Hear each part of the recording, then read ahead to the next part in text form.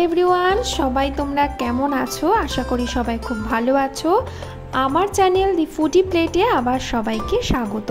आज निये एसेछि नतून एकटी घरोया रेसिपि जेटा आमार मायेर काछ थेके शेखा। ओ डिमवाला टैंगरा माछ निये नियेछि। प्रत्येकटा माछेर मध्य बेश डिम रयेछे। नुन और हलुद दिए माछगुलोके माखिए आमी एखन 5 থেকে 6 मिनट मतो रेखे देबो। এইভাবে রাখা রয়েছে। আর দেখো আমি বেগুন কেটে নিয়েছি আর আলু কেটে নিয়েছি লম্বা লম্বা করে দুটোই। নুন হলুদ দিয়ে এগুলোকেও মাখিয়ে রাখছি।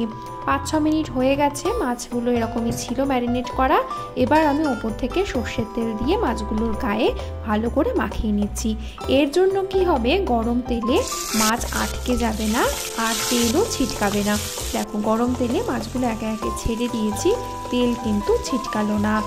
এইবার মাছগুলো এপিট ওপিট ভালো করে আমি ভেজে নিচ্ছি। আমার কাছে যে কটা মাছ ছিল সব কটা একসাথে দিয়ে ভাজা যায় না, তাই জন্য আমি 2 রাউন্ডে মাছগুলো ভাজবো। দেখো এক রাউন্ড আমার হয়ে গেছে মাছ ভাজা, আর একটা রাউন্ড আমি বসিয়েছি। মাছ অনেকটাই ভাজা হয়ে গেছে।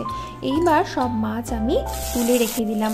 ওই মাছ ভাজার তেলেই আমি আলুগুলো ভেজে নিচ্ছি। আলুগুলোতে আমি আগে থেকেই নুন হলুদ মাখিয়ে রেখেছিলাম।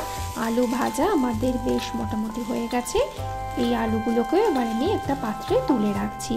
এইবার দেখো মাছ ভাজার তেলে আর যেটুকু তেল রয়েছে সেটা খুবই অল্প, তাই জন্য আমি আরও কিছুটা সর্ষের তেল দিয়ে তার মধ্যে কালো জিরে ফোড়ন, কাঁচা লঙ্কা দুটো চেরা আর পেঁয়াজ কুচি দিয়ে 2 মিনিট মতো ভাজলাম। তারপর যে পেস্টটা আমি দিলাম সেটার মধ্যে রয়েছে পেঁয়াজ কুচি অর্ধেক পরিমাণ, আর টমেটো দিয়েছি সেটাও 1/2 পরিমাণ, রসুন কুচি, আদা কুচি আর নিয়েছি কাঁচা লঙ্কা, সেটার একটা পেস্ট বানিয়ে নিলাম। তারপর কিছু গুঁড়ো মশলা দিলাম, যেমন নুন হলুদ জিরে গুঁড়ো আর লাল লঙ্কার গুঁড়ো, আর দিলাম ওই আধখানা টমেটোর হাফ, যে টমেটো বেঁচেছিল সেটা কুচি করা। এইবার আমি সেই মশলাটাকে কষাতে কষাতে নুন হলুদ মাখানো যেই বেগুনটা ছিল সেটা আমি দিয়ে দিলাম। কাঁচা অবস্থাতেই দিলাম, এটাকে ভেজেও দেওয়া যায়, আমি আজকে ভেজে করলাম না। এরপর মশলা ভালোভাবে কষে যাওয়ার পর আমি পরিমাণ মতো জল দিয়ে দিয়েছি। যতটা পরিমাণ ঝোল লাগবে সেই মতো আন্দাজ করে জল দিয়ে দিলাম। ঝোলটাকে এবার ফুটতে দেব।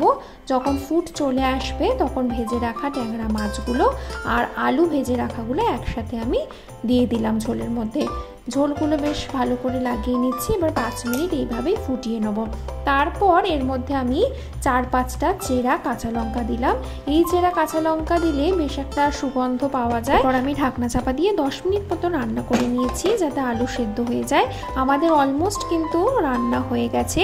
এইভাবে একবার মাছের ঝোল আপনারাও বানান, আশা করছি আপনাদের ভালো লাগবে। আজকের ভিডিও ভালো লাগলে লাইক অবশ্যই করবেন আর চ্যানেল সাবস্ক্রাইব করতে ভুলবেন না।